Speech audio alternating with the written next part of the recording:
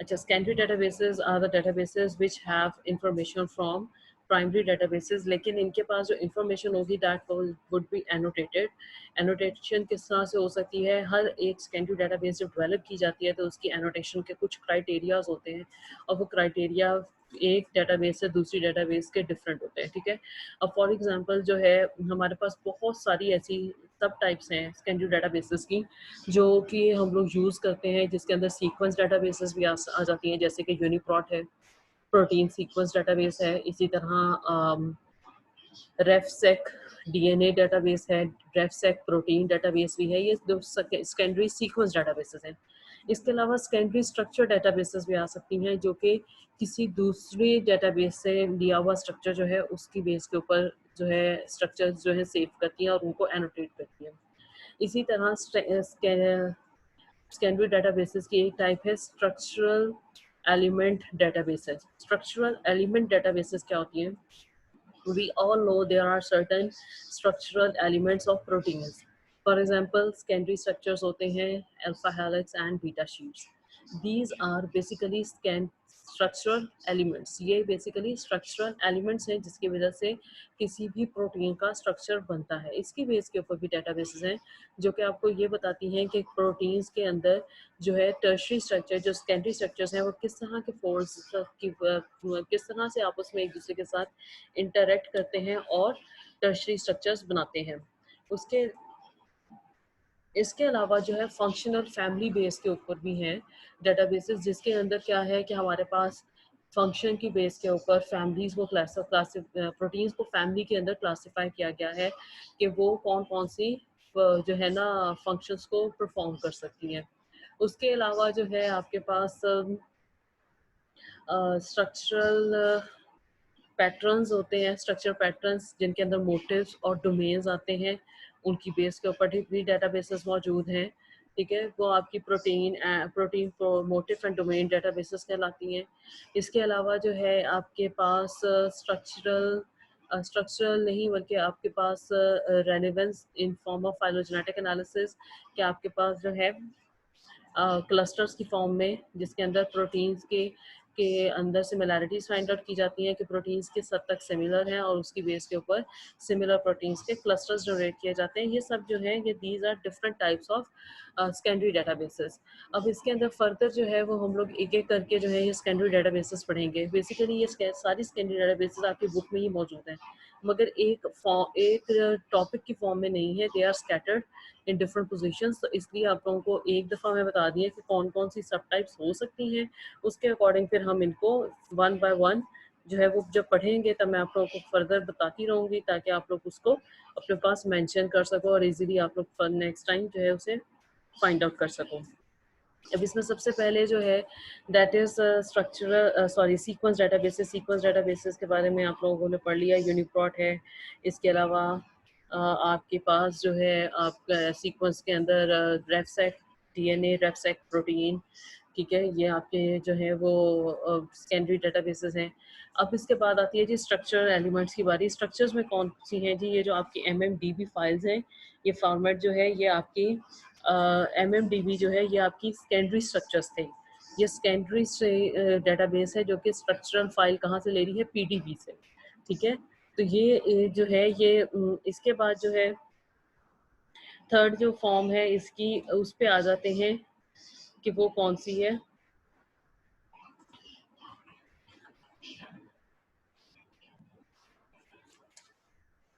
अब उसमें जो है वो आपके protein motif and domain databases है, चैप्टर नंबर 7 है, page 85, chapter number 7 of your book. इसके अंदर बहुत सारे जो है डिफरेंट डेटाबेसेस के बारे में बताया गया है जो कि मोटिव और डोमेन से रिलेटेड है। अब मोटिव और डोमेन्स क्या होते हैं कि इससे हम स्टार्ट करते हैं। What are motives? मोटिव्स जो है वो आपके सीक्वेंस पैटर्न्स हैं जो कि कंजर्व्ड होते हैं in the which are conserved in protein structure and they form specific protein protein को ये कोई एक स्पेसिफिक स्ट्रक्चर दे रहे होते हैं, they are not involve in function, instead हो सकता है किसी फंक्शन में भी किसी प्रोटीन में ये डोमेन के पार्ट में भी आ सकते हैं, लेकिन ये किसी फंक्शन में इन्वॉल्व नहीं होते मोस्टली, ये आपके स्ट्रक्चर इंटेग्रिटी देते हैं प्रोटीन को। For example zinc figure motive, ये आपका ऐसा मोटिव है जो कि सिर्फ प्रोटीन के अंदर जिंक के प्रेजेंस में फिंगर लाइक स्ट्रक्चर बनाता है। इसी तरह आपके दूसरी टर्म है दैट इज डोमेन्स। डोमेन्स क्या है? These are basically the conserve part of proteins which perform any function. ठीक है, फंक्शन जितने भी परफॉर्म होने हैं वो आपकी डोमेन्स ने करने हैं। हो सकता है एक प्रोटीन के पास एक ही डोमेन हो सकता है एक प्रोटीन के पास मल्टीपल डोमेन्स मौजूद हो। ठीक है, अब चैप्टर नंबर 7 में आ जाते हैं। An important aspect of biological sequence characterisation is identification of motifs and domains. It is an important way to characterise unknown protein functions. ये आपकी क्या है? ये अननोन प्रोटीन फंक्शंस को कैरेक्टराइज करने के लिए हेल्पफुल है। Because a newly obtained protein sequence often lacks significant similarity with database sequences of known functions over their entire length. ये क्यों बनाए जाते हैं? क्योंकि इट इज़ इम्पॉर्टेंट, ये एक इम्पॉर्टेंट वे है जब आपकी प्रोटीन न्यू प्रोटीन जो है उस वो जब सीक्वेंस होके आती है तो हमें उसका फंक्शन नोन नहीं होता। अब होता क्या है, जो सीक्वेंस है प्रोटीन्स का वो ज़रूरी नहीं है कि पूरी प्रोटीन का सीक्वेंस सेम ही हो। उसके अंदर कुछ पार्ट जो है वो सिमिलर होता है, बाकी पार्ट जो है वो नॉन सिमिलर भी हो सकता है। जो सिमिलर पार्ट है बेसिकली वो आपकी डोमेन या मोटिव का पार्ट है, और वो आपको यानी कि इंडिकेट करता है कि यहाँ पर कोई ना कोई ऐसा प्रोटीन पार्ट मौजूद है जो कि किसी फंक्शन में या बायोलॉजिकली इम्पॉर्टेंट पार्ट है, तभी वो कंजर्व्ड है।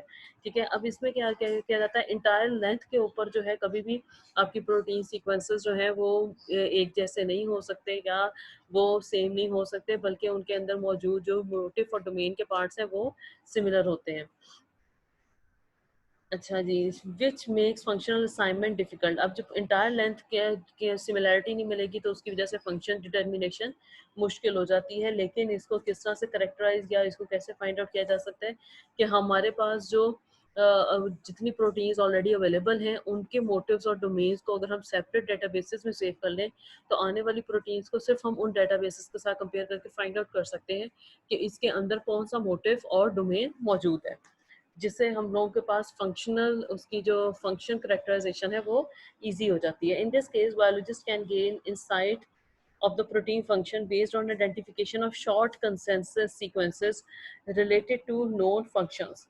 ठीक है, अब इससे क्या है कि इसके अंदर बेहतर क्या है कि आपके जो बायोलॉजिस्ट हैं वो जो शॉर्ट कंसेंसस सीक्वेंसेस हैं उनके उससे उनकी जो है मुमासलत या सिमिलैरिटी को फाइंड आउट करें और उससे उनके फंक्शंस को फाइंड आउट कर सकें कि वो कौन से हैं। These consensus sequences patterns are termed motifs and domain.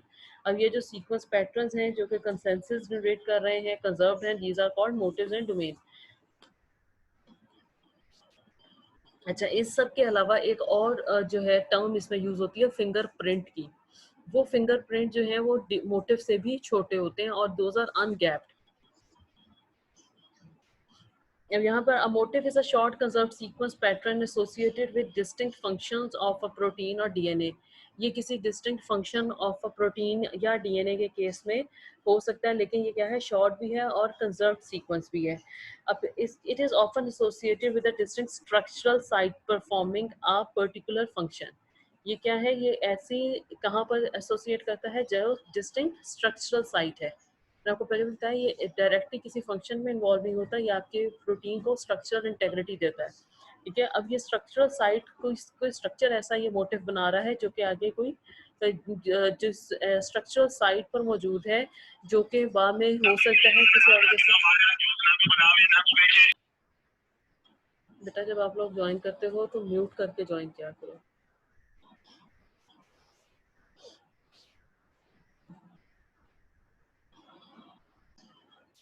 अच्छा, अब इसके बाद जो है इसके अंदर सबसे पहले जो है वो आपकी मैंने आपसे बात कर रही थी कि स्ट्रक्चरल साइट्स होती हैं जिसके अंदर मोटिव जो है वो मौजूद होता है। अब ये स्ट्रक्चरल साइट्स क्या करती हैं, बेसिकली ये प्रोटीन के अंदर कोई किसी और मॉलिक्यूल के ऊपर इंटरेक्ट नहीं कर रही होती हैं।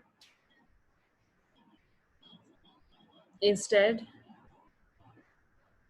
इंस्टेड ये क्या करती हैं कि ये सिर्फ और सिर्फ जो है वहाँ पर प्रोटीन के स्ट्रक्चर को इंटेग्रिटी देती है, ताकि वो स्ट्रक्चर जो है वो किसी और फंक्शन में अगर इन्वॉल्व है अपार्ट फ्रॉम दैट मोटिव, तो वो अपना फंक्शन परफॉर्म कर सके।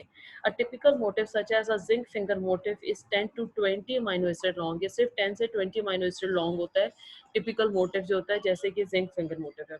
अ domain is also conserved sequence pattern. अब डोमेन भी एक कंजर्व्ड सीक्वेंस पैटर्न है, but defined as an independent functional and structural unit. लेकिन इसको किस तरह से डिफाइन किया जाता है कि ये इंडिपेंडेंट ऑफ प्रोटीन है।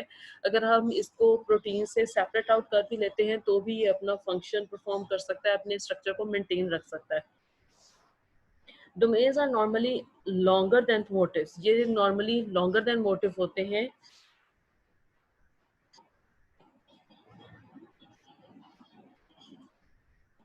A domain consists of more than 40 residues. कम ज़्यादा इसके अंदर कम से कम 40 रेजिड्यूज से ज़्यादा होने चाहिए, एंड अप टू 700 रेजिड्यूज, और ये 700 रेजिड्यूज तक जा सकते हैं, विच इंडिकेट्स कि ये आपके मोटिव से काफ़ी बड़े हैं। With an average length of 100 residue, average length इसकी 100 रेजिड्यूज है, इट इज़ बेसिकली 90 भी हो सकती है, ठीक है। अ डोमेन में और may not include motifs within its boundaries. हो सकता है कि मोटिव भी उस डोमेन के अंदर मौजूद हो सकता है ना हो। Examples of domain include transmembrane domains and ligand binding domains। अब आप लोगों ने लिगेंड बाइंडिंग के या ट्रांसमेम्ब्रेन की एग्जांपल आप लोगों को इस तरह से दी जा सकती है। आप लोगों ने रिसेप्टर्स पढ़े होंगे कि those are present on your cell membrane, और वो अलाउ करते हैं ट्रांस मेम्ब्रेनस जो ट्रांसपोर्टेशंस हैं उनको, लेकिन वो सबको अलाउ नहीं करते। सेमी परमिएबल होते हैं, कुछ मॉलिक्यूल्स को अलाउ कर देते हैं, कुछ को नहीं अलाउ करते। उसकी क्या वजह है कि they have the recognition domains.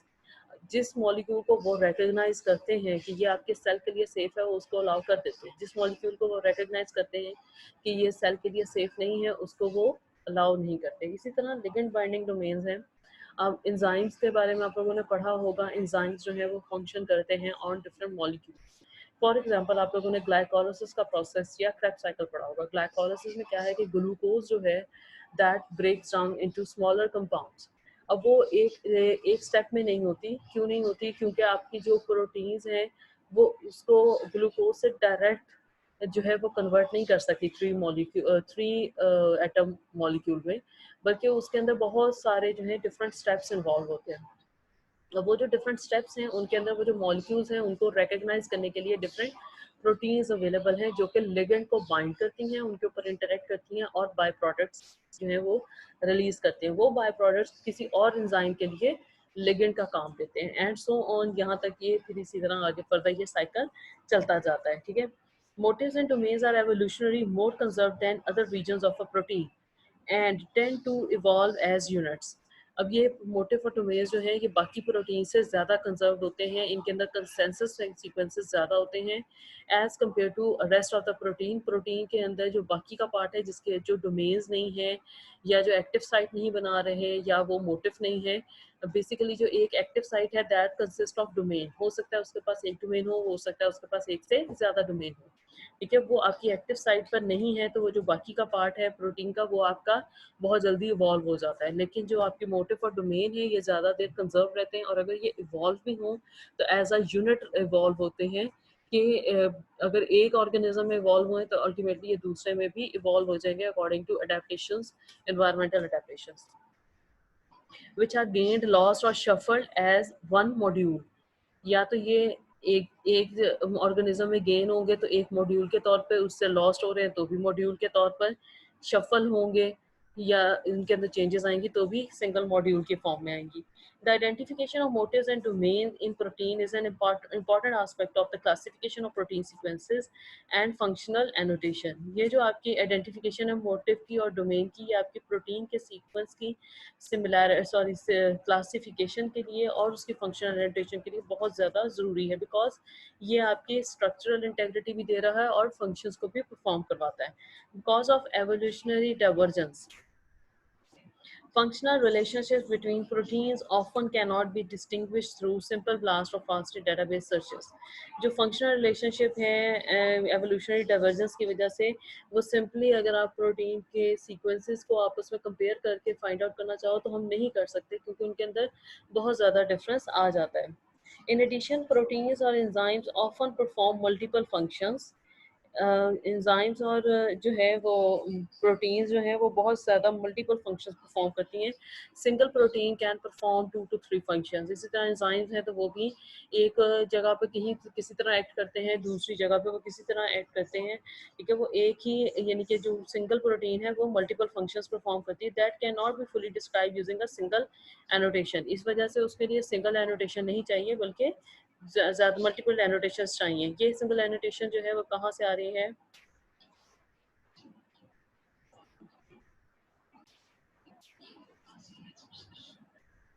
अच्छा जी, अब आपके पास जो प्रोटीन सीक्वेंसेस के यानी कि सिंगल अगर आप प्रोटीन सीक्वेंस के अकॉर्डिंग देखो तो आप कहो कि हम उससे फंक्शनल एनोटेशन कर सकते हैं, तो ऐसा पॉसिबल नहीं है. उसकी वजह ये है कि हमारे पास जो प्रोटीन के अंदर चंद अमाइनो एसिड्स ऐसे हैं जो दूसरी की जगह सब्सटीट्यूट हो सकते हैं without causing any damage to function. वो कोई फंक्शन यानी कि उसको ख़राब किए बगैर वो म्यूटेट कर सकते हैं.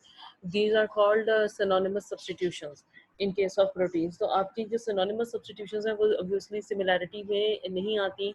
उनके अंदर जो है वो स्कोर जो है वो फिर कम हो जाते हैं. इसलिए जो है सिंगल एनोटेशन अगर आप प्रोटीन के सीक्वेंस डेटाबेसेस में सर्च करके कहते हो कि हाँ जी इससे हम लोग फुली डिस्क्राइब कर सकते हैं कि आपकी एक प्रोटीन का क्या क्या फंक्शन हो सकते हैं, तो ऐसा पॉसिबल नहीं है. टू रिजॉल्व दीज इश्यूज, इन इश्यूज को मद्देनजर रखते हुए इन्हें रिजॉल्व करने की कोशिश की गई है. Identification of the motifs and domain become very useful. इस वजह से मोटिव्स और डोमेन्स को आइडेंटिफाई किया गया और ये ज़्यादा ज़रूरी हो गया. Identification of motives and domains heavily relies on multiple sequence alignment as well as profile and hidden Markov models construction. ठीक है, अब इसके अंदर क्या किया गया, सबसे पहले मोटिव और डोमेन को फाइंड आउट करने के लिए मल्टीपल सीक्वेंस अलाइनमेंट की गई. यानी कि मल्टीपल सीक्वेंसेस लिए गए और उनको अलाइन करके चेक किया गया कि उनके अंदर कहाँ कहाँ पर जो है कंजर्व पार्ट मौजूद है. जहाँ पर उनको कंजर्व थोड़े थोड़े पार्ट्स कंजर्व मिले थे उनसे उन्होंने प्रोफाइल जनरेट कर ली. Profiles are the specific parts of alignment जो कि कंजर्वनेस शो करते हैं. ये आपका ग्रुप ऑफ अमाइनो एसिड्स होता है जो कि कंजर्व होता है, उसकी बेस के ऊपर प्रोफाइल जनरेट होती है. और इसी तरह हिडन मार्कोव मॉडल जो है वो यूज़ किया गया. हिडन मार्कोव मॉडल के अंदर जो है वो प्रोफाइल बेस्ड मेथड से ज़्यादा फंक्शनैलिटी है. और वो फंक्शनैलिटी ये है कि ये आपके अनसीन को भी चेक करता है कि आपके पास कोई ऐसा ऐसी सब्सटीट्यूशन जो तो नहीं है जो अनसीन रह गई हो, अनऑब्जर्व्ड रह गई हो. अनऑब्जर्व्ड क्या है कि in the course of evolution ज़रूरी नहीं है कि एलानिन वैलिन से में ही जो है वो म्यूटेट हुई है. हो सकता है कि सब्सटीट्यूट हुई है.